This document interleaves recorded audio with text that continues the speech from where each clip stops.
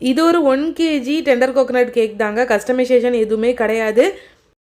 எப்போ இந்த tender coconut cake செஞ்சாலும் இதுக்கு வாங்குற அந்த இளநீ வந்து எங்கள் வீட்டில் எக்ஸ்ட்ராவாகவே வாங்கிடுவோம்.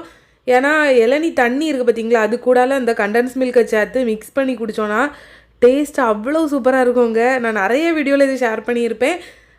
அதனால் ஒரு சர்வம் ஃபுல்லாக இளநீ தண்ணி எடுத்து வச்சுருக்கேன். இதில் கேக்குக்கு தேவையானதை மட்டும் யூஸ் பண்ணிவிட்டு வேறு எல்லாத்தையும் நாங்களே குடிச்சிருவோம்.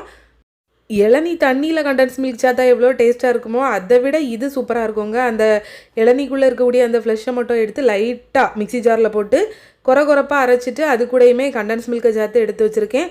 இதை தான் ஃபில்லிங்ஸ்க்குமே வச்சுருந்தேன். அது டேஸ்ட் ரொம்ப நல்லாயிருக்கும். லைட் பிங்க் கலர் க்ரீமில் தான் கேக்கை ஃபுல்லாக நான் வந்து ஃப்ரோஸ்ட் பண்ணி எடுத்திருந்தேன். இதில் ஒரு பெரிய மிஸ்டேக் பண்ணேன், காமிச்சு தரேன் பாருங்கள் நீங்களே.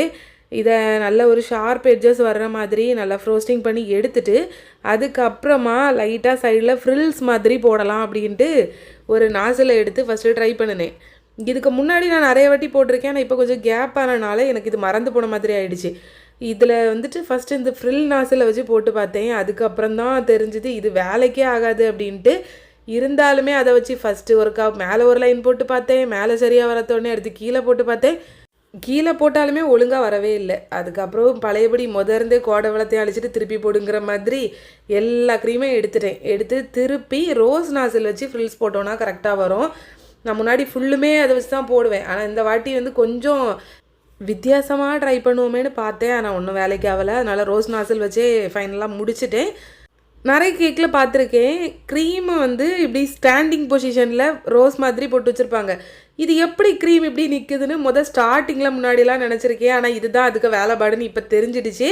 அதனால் அது மாதிரியே ரெடி பண்ணிவிட்டு ஒரு 2-3 பட்டர்ஃப்ளை வச்சு கேக்கை முடிச்சிட்டேன் பார்த்துக்கோங்க. கேக்கோட ஃபைனல் லுக் இப்படி தான் இருந்துச்சு. ரொம்ப சிம்பிளாக இருந்தாலும் பார்க்குறதுக்கு நல்லா இருந்துச்சுன்னு நினைக்கிறேன். நீங்கள் ஒரு வேளை கேக் ஆர்டர் பண்ணணுன்னா கீழே இருக்க நம்பருக்கு வாட்ஸ்அப் பண்ணுங்கள். கன்னியாகுமரி டிஸ்ட்ரிக்டில் ஹோம் டெலிவரி கூட இருக்குது.